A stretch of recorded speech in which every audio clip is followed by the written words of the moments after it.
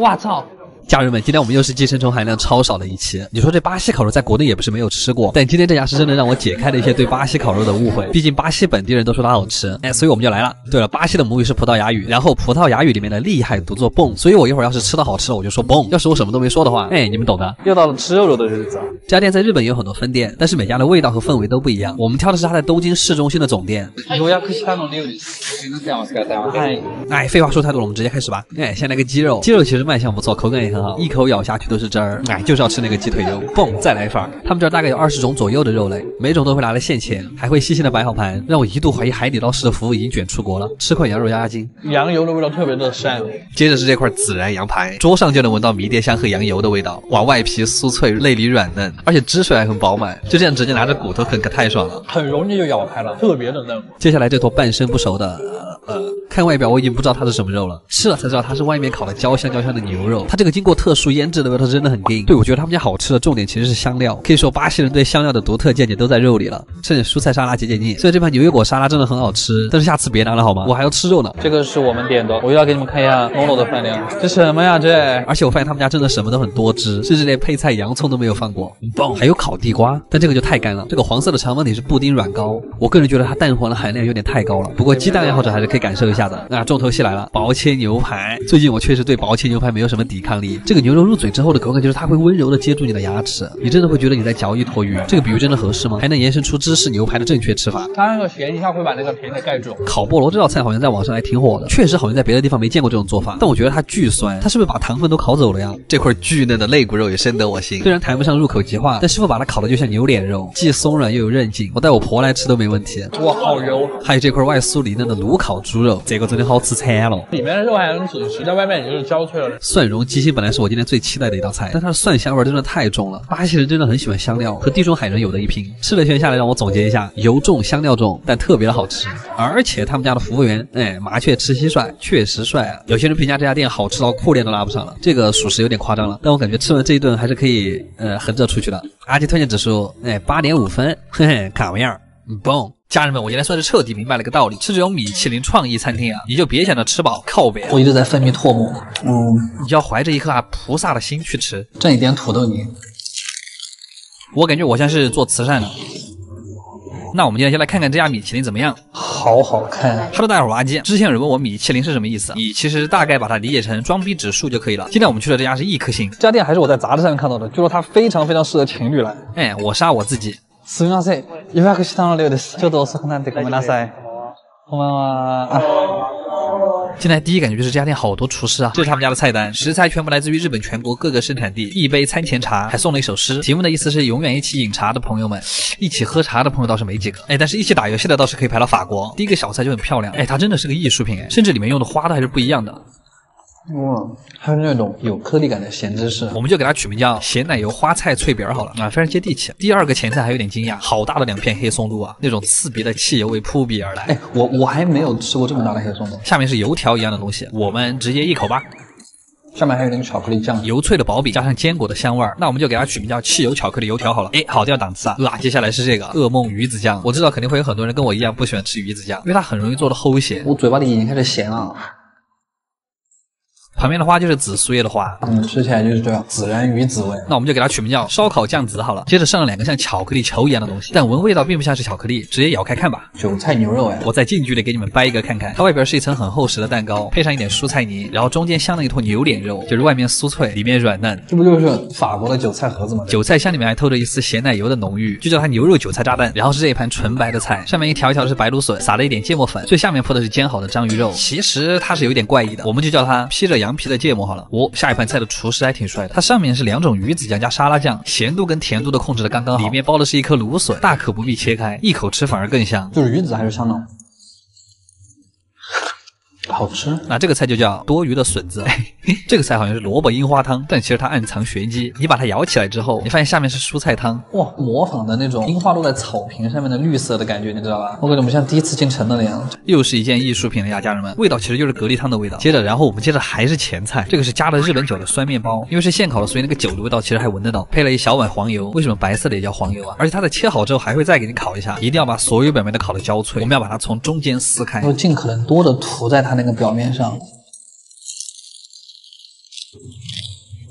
黄油在浸湿了里面的面包之后，口感就变得更松软了，你甚至一挤还能挤出油来。然后我们整整吃完了998个前菜之后，才到了我们的第一个主菜。首先是一盘会吐泡泡的湿鱼，看它这个白里透红的样子，我就知道味道肯定不一般。鱼肉的外皮煎的脆脆的，但里面仍然是生软细腻。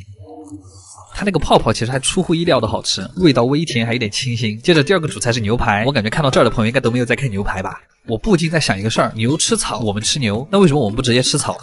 奇怪的人类。虽然它看上去没什么油脂，但它在嘴巴里一咬还是会爆汁。再蘸上一点超浓厚的牛肉酱，然后我们就可以进入甜品阶段了。这个菜好看吧？这个好像是今天颜值最高的一道菜，上面插的是糯米纸，下面加了一点甜酒。这个好像是日本婚礼上面的新娘啊，上面还顶了一片雪花。好冰，它外面是一层微微甜的奶油。然后吃完这个，我们还有6个甜品：蜂蜜马卡龙、云朵巧克力蛋糕、盐味太妃糖、烟熏卡纳雷。现在知道为什么适合情侣来了吧？好了，阿基推荐指数9分，卡玩意儿。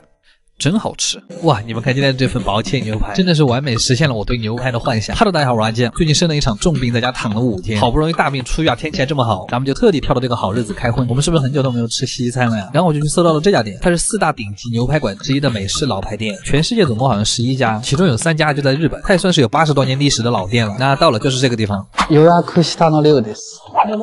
6，他们家这种老美国的装修风格真的很强烈，然后菜单非常迷惑，有很多这种什么 cut， 它其实就是薄切跟厚切的意思。选好牛排之后就可以去吃它自助餐的部分，这个部分超级的快乐，因为这个算是开胃小菜嘛，所以我们就拿一点这个还有这个，但是这个就是自助餐的错误吃法，大家以我为戒，不要向我学习。看到这盘了吗？这才是正确吃法，绝对不亏。他家的肉丸子跟盐酥鸡腿是真的很好吃，给一波8分。还有芝士番茄跟三文鱼，我们这种杂食动物就是快乐，但是三文鱼还是算了吧，它就像鱼界里面的猪油，但真的好久没有像这般敞开过吃了，忍不住就想对比一下。吃了这种欧洲人餐点，你就会觉得日本餐厅是多么的小气。趁着牛排还没有来，我又订上了一排精致的小蛋糕，它这个地方有慕斯、泡芙、马卡龙。那本子就是吃起头，好快咯。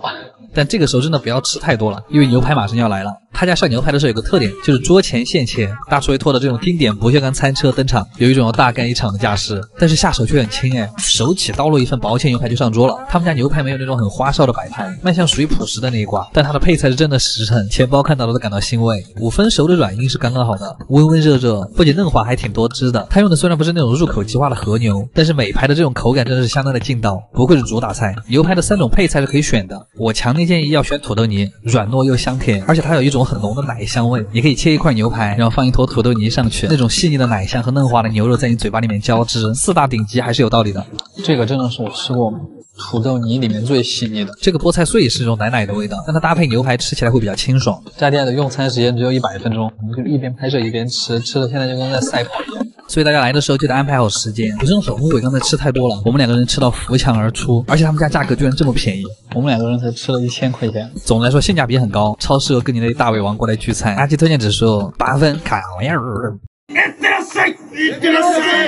你们说我是造了什么福才要来这家店啊？我们是不是很久都没有吃过亏了呀 ？Hello， 大家好，我是阿基。又到了吃亏的日子。最近在东京新开了家，看标题就很想打人的店。一般看到这种什么日本最贵的什么，他就是玩一个噱头，赚一波钱就关门。但正好我今天就是想吃拉面，今天我就要看看他是怎么糊弄人的。到了门口之后，发现好像跟我一样想吃亏的人还不少。他家还是先买单再吃饭，这么小个店站了6个服务员，是怕我进来之后就跑了吗？靠北了，不要瞧不起人哦。店里的装修甚至有点像夜总会，你看他这个筷子，好想顺回家呀。我们先点了一份日本拉面必备的煎饺，好家伙，这份煎饺就要1500日元，感觉服务员的眼神锁定了我。但有一说一，这个煎饺除了大好像就没什么，然后给我们上了一碗白面刺身，不是这什么玩意儿？第一次知道吃面之前还要吃这种东西，它就是凉水泡的面皮，然后让你蘸一点芥末吃啊！有人知道为什么吗？评论一下让我长长知识。接着就是我们的拉面了，先来看一下这个上菜姿势。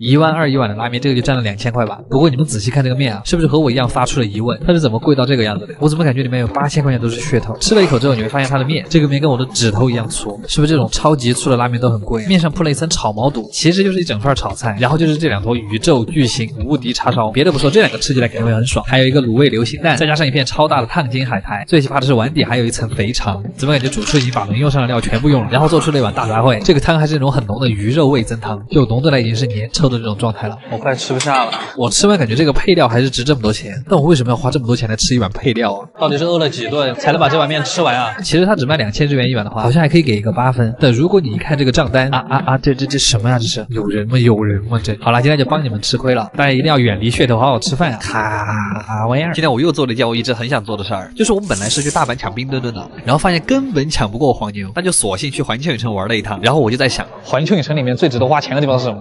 那必须是史努比。嘿，狗儿子真的很可爱，但他也是最坑钱的。但是不管怎么样，现在我们的目的只有一个哈，接儿子回家。这个地方就是环球影城最大的史努比周边店，拿起购物筐，今天看这个店的阵仗，全部买一遍是不可能的了。第一个是一只坐着的 Q 版史努比，他是我见过最可爱的。哎，你不要看。他是我见过最可爱的儿子，进去吧你！他家为了让我花钱也是使了不少招数，这整墙的小可爱都在向我招手，但是我已经拥有了一只，根本不会买。你进去吧你！给儿子找个玩伴，进去吧你！这种小物件水太深，拿来吧你！大家应该把握不住，建议慎重，拿来吧你！明明是两兄弟，为什么长相就差这么远？但我感觉这一只就是越看越蠢萌。进去吧你！然后还有卖这种最大号的，这个才爽吧？拿来吧你！这个放床上抱起来只有爽字能形容。这些小挂件虽然真的很坑，但我这手就管不住啊。乖。这个杯子看上去虽然非常普通，但它可以用来喝水啊，厉害吧？进去吧你！有些人表面是个围巾，但它其实是个披肩。这我真要不了，所以我们还是买点别的吧。这是1970年版的儿子，有一点复古又有一点蠢萌，乖惨！又发现了史努比的兄弟，这个也好可爱，这个颜色，乖惨！看着这一筐的儿子们，我又露出了慈父般的笑容，果然是很爽的呀。我感觉我像是一个代购，不是代购，我自己拿。但是买一时爽，付钱的时候下，其实也还好，单压也顺呀。结完账瞬间舒服了，姐妹们，我们定一个小目标吧，下次再来买一点点。今天的快乐真的是太简单了，看玩意儿。